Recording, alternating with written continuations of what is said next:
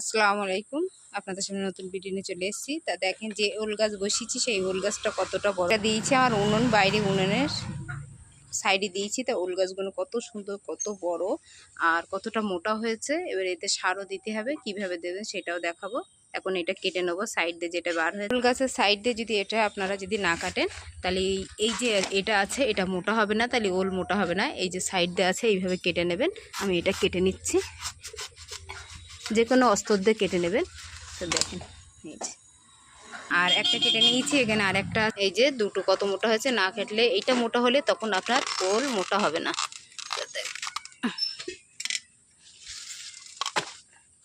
এই যে একটু গোড়া দিয়ে কাটবেন আর বেশি ভালো হবে।